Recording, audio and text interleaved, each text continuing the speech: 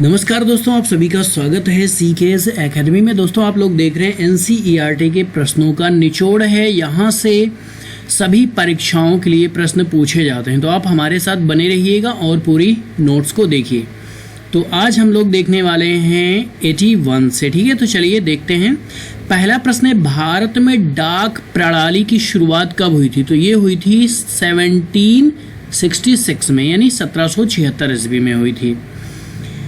दूसरा आपका प्रश्न है, वर्ष 2011 में भारत की कुल जनसंख्या का लगभग कितनी है? ठीक है, तो देखिए यहाँ पर है कि वर्ष 2011 की जनगणना के अनुसार भारत की कुल जनसंख्या कितनी है? तो ये भाई लगभग 121 करोड़ थी, जो कि अभी चल रहा है 2020। अगर हम अभी देखें तो लगभग जनसंख्या हो गई होगी, मान लीजिए कि 130 करोड़ के आसपास। एक लगभग मैं बता रहा हूँ, 135 करोड़ भी हो सकता है। अब चूंकि आप लोग जानते हैं कि जो भारत में जनसंख्या की जनगणना है वो 10 कीय है। कैसी जनगणना है? 10 कीय। 10 कीय का मतलब प्रत्येक 10 वर्ष पे जनसंख्या की गणना होगी। पहली बार भारत में जनसंख्या की गणना हुई थी 1872 ईस्वी में, उसके बाद हुई थी 1881 ईस्वी में। तो 1881 के बाद लगातार 10 वर्षों पे जनगणना हो रही है।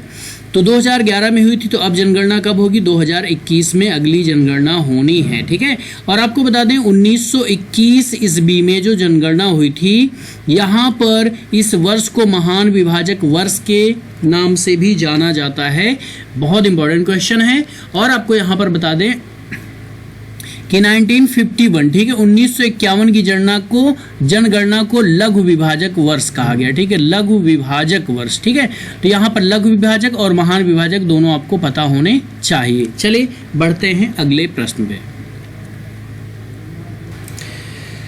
83 नंबर है, 2011 की जनगणना के अनुसार उत्तर प्रदेश की जनसंख्या कितनी थी? तो भाई देखिए, ये 19.9 करोड़, लगभग 20 करोड़ जनसंख्या थी। कहाँ की भैया? उत्तर प्रदेश की 2011 की जनगणना के अनुसार। लेकिन अगर हम वर्तमान में बात करें तो लगभग जहाँ तक है ये 22 से 25 करोड़ के लगभग जनसंख्या होगी, ठीक है। चलिए 84 नंबर है, जनगणना 2011 के अनुसार भारत का लिंगानुपात कितना है? तो ये है 943 कितने पर? 1000 पर। देखिए भाई, लिंगानुपात जो निकाला जाता है प्रति 1000 पे निकाला जाता है। तो यहाँ पर इसका मतलब हुआ कि 1000 पुरुष हैं तो 943 महिलाएं हैं। तो अभी हिसाब से आप अगर एवरेज देखें तो लगभग 57, 1000 में 57 पुरुषों की शादी नहीं हो सकती। क्यों? क्योंकि महिलाएं कम हैं, ठीक है। तो इस हिसाब से आप 125 करोड़ से जनसंख्या की तुलना करेंगे तो बहुत सारे पुरुष ऐसे होंगे जिनकी शादी नहीं हो सकती, ठीक है।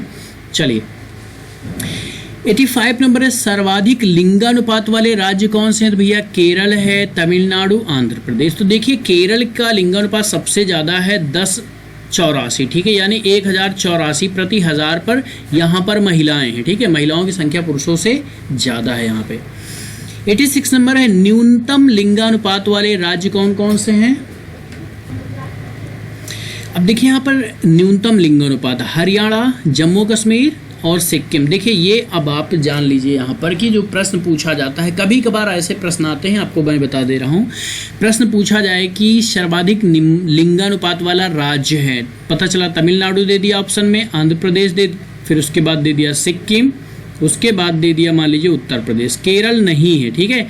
तो इस कंडीशन में आपको पता होगा 3 तो केरल के बाद तमिलनाडु आता है, तो तमिलनाडु आपका सही हो जाएगा, ठीक है। अगला है भाई, वर्ष 2011 में देश की साक्षरता दर कितनी है? तो भाई ये है 73%। उत्तर प्रदेश की साक्षरता दर कितनी है? तो 67.7% है। बहुत ही इम्पॉर्टेंट प्रश्न हैं ये सभी, ठीक है, ध्यान दीजिएगा आप लोग। 9 अगला है, सर्वाधिक साक्षरता वाले राज्य? तो भैया केरल, मिजोरम और गोवा, ठीक है। अब केरल की साक्षरता दर की बात करें तो 94% है, ठीक है, सबसे ज़्यादा पूरे भारत में। और बिहार की सबसे कम है। अब देखिए यहाँ पर है न्यूनतम साक्षरता वाले राज्य, तो देखिए बिहार आ गया ना सबसे पहले, उसके बाद अरुणाचल प्रदेश, फिर है राजस्थान का। अगला प्रश्न है, सर्वाधिक पुरुष साक्षरता एवं महिला साक्षरता वाला राज्य? तो भैया केरल ही है सबके मामले में, चाहे पुरुष साक्षरता हो, चाहे महिला साक्षरता हो, चाहे सर्वाधिक लिंगानुपात की बात हो। भारत में नगरीय जनसंख्या का प्रतिशत कितना है? तो ये है 31.2%। वेरी इंपॉर्टेंट क्वेश्चन है ये, ठीक है। 93 नंबर है, भारत में प्रतिवर्ष औसतन वृद्धि दर कितनी है? तो ये है भाई 1.64%। वेरी इंपॉर्टेंट क्वेश्चन है भाई, प्रतिवर्ष औसतन वृद्धि दर पूछा जा रहा है तो ध्यान देना 1.64। 94 नंबर है, भारत में जनसंख्या वृद्धि के कारण क्या है? तो भैया देखिए, अशिक्षा, परंपरागत विचार, मृत्यु दर में कमी, उष्ण जलवायु एवं अन्य देशों से स्थानांतरण। तो ये कई ऐसे फैक्टर हैं जिसकी वजह से भारत की जनसंख्या वृद्धि हो रही है।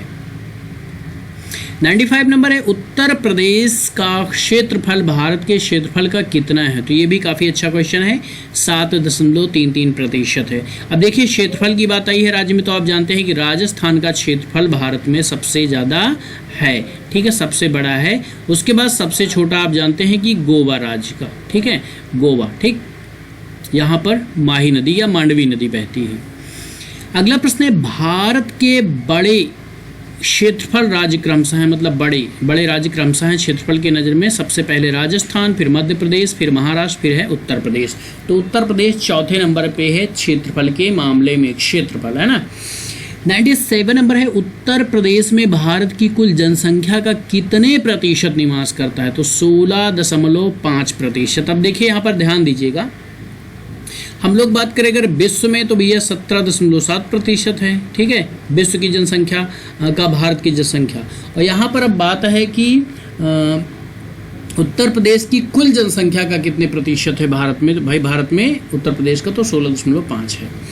98 नंबर है, उत्तर प्रदेश की सबसे लंबी नहर? तो शारदा नहर उत्तर प्रदेश की सबसे लंबी नहर है, ठीक।